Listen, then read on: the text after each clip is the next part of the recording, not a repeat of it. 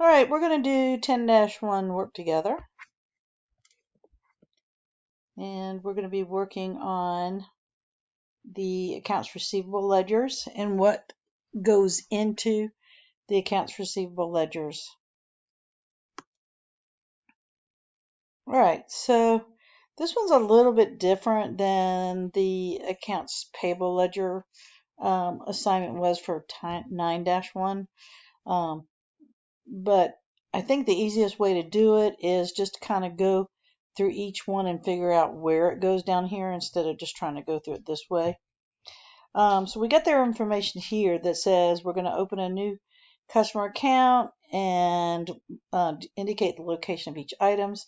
It tells us that the customer is Venice Cafe, the account number is 120, and the balance on September 1st of the current year is $390.34. So A is going to be the name of the account, and that's going to be Venice Cafe. So Venice Cafe is here, and we would say that's A. All right, the account number is 120, and that's B. So we're going to go down here and find account number 120 and call that B. Okay, the next thing is the date, and they tell us right here is September 1st, so that's C. D is the balance, so that's right here. E is the post reference. Well, there is no post reference because this is just us opening the account. So for the post reference, it's just going to be a check mark. So that's E.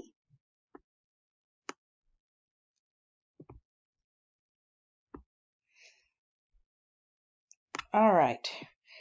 F and G, we're just opening the account with the balance, so there's no debit or credit here. So those are going to be blanks for F. Whoops.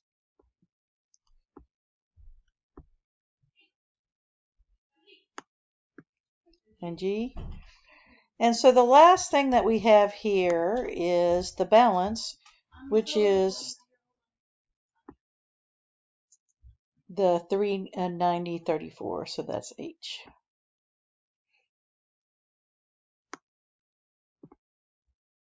So that's the first part, just putting down everything that goes in that opening a ledger card up. All right, then we have a couple accounts, transactions that we're going to do, and it's going to go into the sales journal. And we talked about the sales journal having only accounts,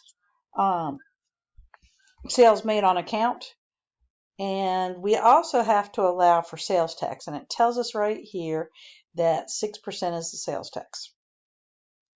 So we're starting September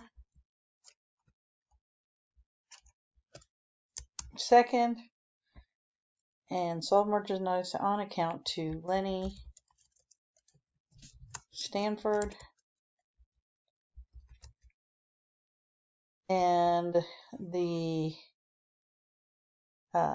sale number, we don't have to put S because it's obviously a sales invoice, so we just have to put 221.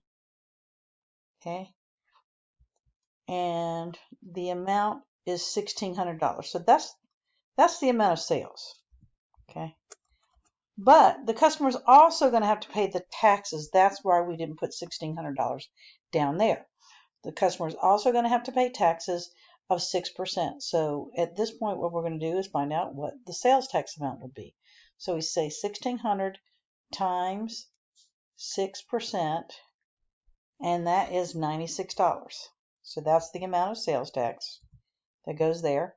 And then what they're going to owe us is the total $1,696. Okay, we have to put it in there separately as our sales credit and our sales tax payable, because we can't say that's part of the sale. Okay, that sales tax is something totally different that we're collecting really for the state government.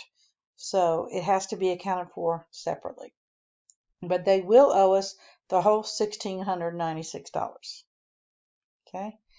The next one is sold merchandise on account to Washington City Schools of $680, but they're exempt from sales tax. Okay, so that's going to be one step that we do not have to do.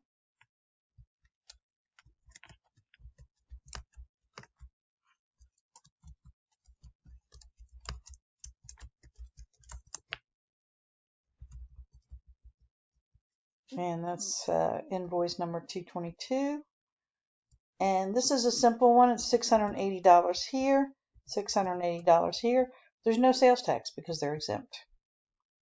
On the 7th, sold merchandise on account to Venice Cafe. And that is sales invoice 223 for $2,560. Okay, we have to figure out the sales tax on that.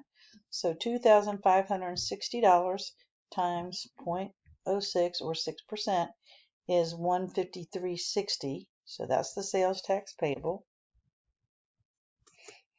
And then we'll add the two together to find out the total amount that they're going to owe us. And that is $2,713.60. All right.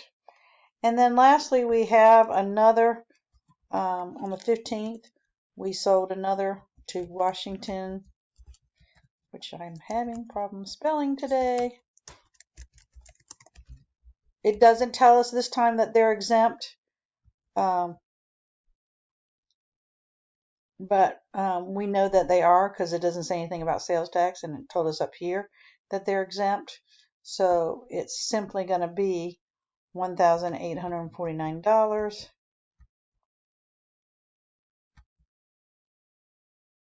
$1,849. Okay, no sales tax for that. Check our answer. Oh, what did I do? Oh, I typed in the wrong amount for, that was supposed to be $680. My bad, but you get the point. So now you do it on your own. Don't make a typo like I did.